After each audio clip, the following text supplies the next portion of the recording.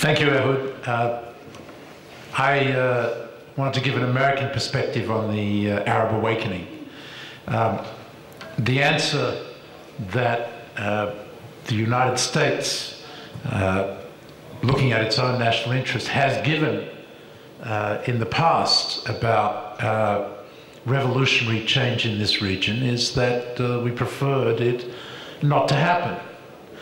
Notwithstanding American support, belief in universal rights to freedom, self-determination, equality, which is the very founding principles of the American nation. The American policy towards this region, whether it's a Democratic or Republican president, since the Second World War, has been to prefer stability over the promotion of democracy. There was a minor exception in the case of the George W. Bush administration. You remember, after they failed to find weapons of mass destruction in Iraq, they started promoting democracy in this part of the world as the rationale. But that was short-lived when Hamas won the elections in the Palestinian territories and the Bush administration backed off. So definitely there's been a preference for the old Middle East. There was, I think, an understanding as time wore on and the existing regimes became much more narrow in the base of support, much less willing or able to meet the basic needs of their people, and the reality of the youth bulge, where over 50% of the population in just about every Arab country was under the age of 30, and unemployment in just about every Arab country amongst those youth was over 25%.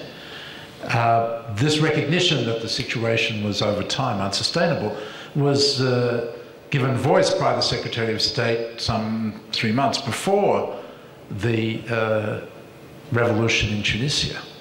But while there was a recognition, there was certainly no shift in policy. Indeed, President Obama, in talking about the Middle East in his many speeches, never used the D word, the democracy word, partly because that's what George W. Bush had done.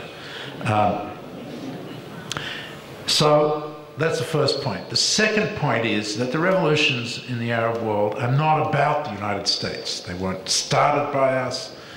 They are not determined in the most part by what the United States does. But it is about American values in the sense that what the people who are in the streets of Tunisia or Egypt or Syria or Libya are calling for is the very things that we believe in, that are the very foundations of our country. And therefore we cannot but support them without being untrue to ourselves. So now the question is not, do we miss the old Middle East? Because we know the Middle East will never be the same again.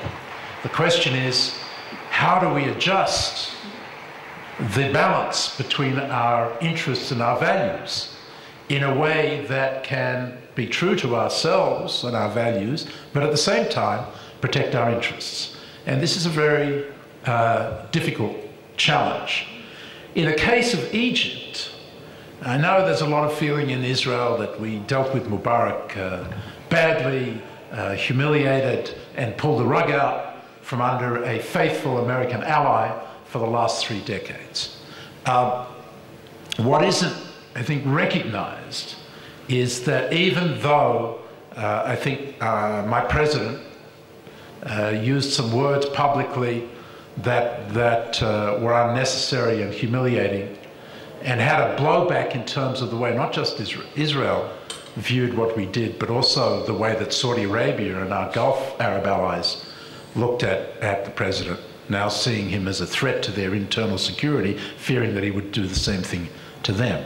But what wasn't, I think, recognised here, and it doesn't get much publicity, is that our president played a critical role in preserving the Egyptian army as the protector of the nation rather than the protector of the regime, and as the midwife of a democratic transition, by making very clear to the military that if they dared to shoot at the people, they would immediately face a cut-off in American aid and American supply of material for their totally American-equipped army. And that was a statement that was made by the White House. It was the first statement that was made. Nobody much noticed it except the Egyptian army.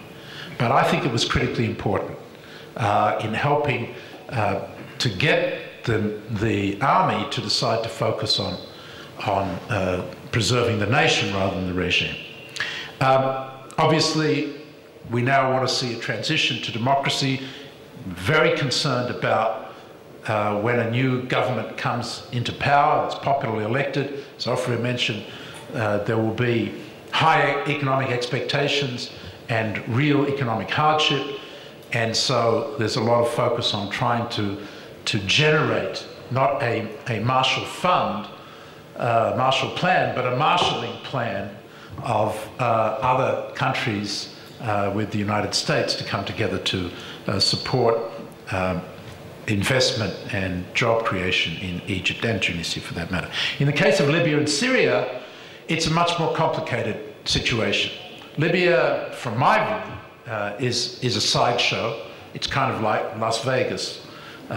My friends may not agree with me on this, but my view is that what happens in Libya stays in Libya. And that while it was important to intervene to prevent a humanitarian disaster, it's up to the Libyan people to get rid of Gaddafi, and we should not have taken that on as our objective. In the case of Syria, however, I think we've erred on the wrong side there as well. I think Solomon's point is very well taken, that the longer this goes on, the more American interest in stability in such an important player in the Middle East is going to be threatened, and that we should be much more vocal in opposing the regime and standing with the people and making clear that it is totally unacceptable for the regime to be killing their people. In the case of the kingdoms and sheikdoms, if I can just conclude on this note, there it's even more complicated. Because if we have an interest in stability in the region, it's all about the oil that these sheikhs are sitting on in the Gulf. And the free flow of oil at reasonable prices is a vital American interest. It's a vital global interest. If the price of oil goes to $200 a barrel because of instability in Saudi Arabia, that's going to be a blow to the global economic recovery, let alone the US economic recovery, which is already stalling in part because of the high oil prices, and it'll be a blow to President Obama's re-election chances as well. So, not that that's important, but it might be a consideration in the White House. So there's a real concern about finding the balance between values and interests when it comes to the Gulf. And here you see it in Bahrain. On the one hand, not opposing the Saudi takeover of that country, but making it very clear that the United States wants to see these sheikdoms get on the road towards constitutional monarchies, like the King of Morocco is doing, like the King of Jordan has spoken about but has not yet done, and like the Sultan of Oman is also talking about. But here we run into a clash with our Saudi allies who don't buy that notion of political reform for the kingdoms and sheikdoms at all. And so finding a way to get the Saudis to go along with a process of political reform under the current leadership in Jordan and Morocco and the other sheikdoms is critically important to American interest. Thank you.